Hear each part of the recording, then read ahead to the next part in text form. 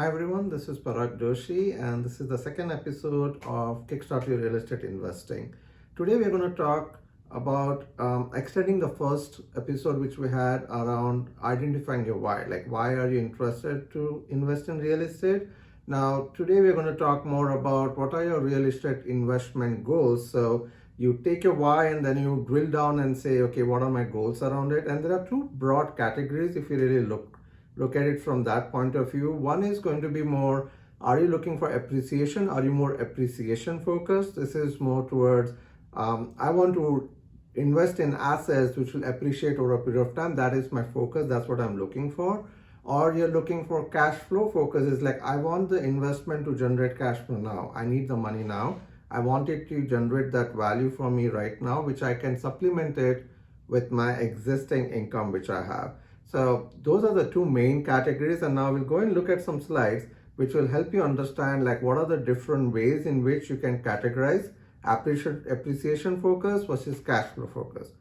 So if you look here from an appreciation focus perspective, the real focus can be a short-term focus, right? It's a fix and flip. You're going through a particular way of finding distressed assets and then making them changes to it, stabilizing it, and then basically selling it.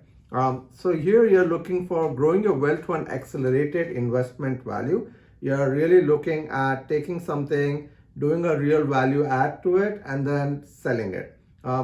Higher cash flow is not your intent here. So you're really appreciation focused. When you look at the right hand side, now you're looking at a cash flow focused objective. Here, you're mostly long-term focused.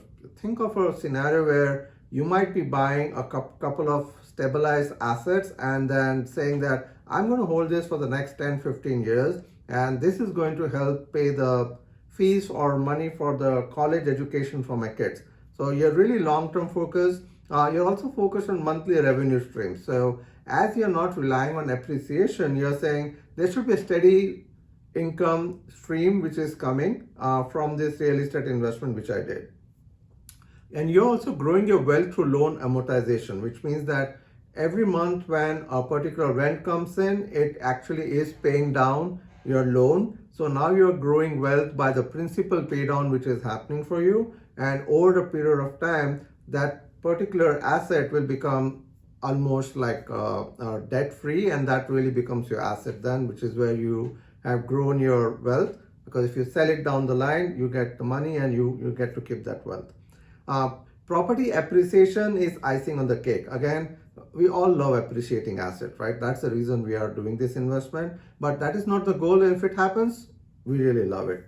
And then when you really look at it from a spectrum perspective, you see the appreciation focus, which is on the left hand side. It talks about, mostly think of a scenario like a fix and flip, right? You buy distressed properties for cheap, you fix it, you stabilize it, and then you sell it, right? The investment horizon is 1 to 2 years. You're really trying to get a distressed property, you're going to fix it, you're going to stabilize it for a year, and then you're going to sell it, and then you're going to do the same thing again. There is a heavy reliance on after repair value for profits in this particular kind of strategy if you adopt the fix and flip strategy.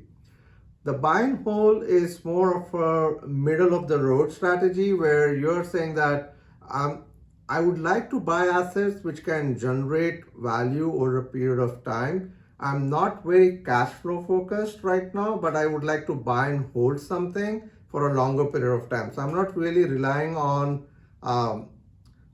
a property which is basically going to give me like a short-term rental kind of a cash flow, very high cash flow, but I still want some cash flow coming from it so that the loan get amortized. I am not paying money out of my pocket. I'm going to hold this for at least 7 to 10 year plus as an investment focus. And the goal is that I'm going to hold the property and not looking to sell it tomorrow. I'm going to hold it for a longer period of time. And on the right hand side of it, at the end of the spectrum is you're looking at short-term rentals. Now they have become very popular in the short period of time, which we had recently, where in the last few years, many people are interested in short-term rentals. So here it's a mid to long-term investment focus. You're holding the property for a longer period of time too, but the heavy reliance is on high cash flow. Here, you're basically looking at cash flow which can generate you 50,000 to 100,000 or more in terms of gross revenue per year. But on the disadvantage side of it, it feels like you're running a hotel. So you really want to make sure that you understand what your goals are, and then based on that, determine which part of it do you want appreciation focus, which is more fix and flip. Do you want a high cash flow focus, which is like running a hotel and this is like a short-term rental? Or do you want to temper it down a little bit and be in the middle, which is the buy and hold? I'm currently doing the buy and hold strategy. I'm not doing a fix and flip, and neither am I doing short-term rentals. For me, buying and holding a property, making it grow over a period of time, getting some cash flow from it, not so much that I would really rely on cash flow as my day-to-day income, but enough so that it creates the reserves for me, which I can use for my other real estate investments, which I want to do.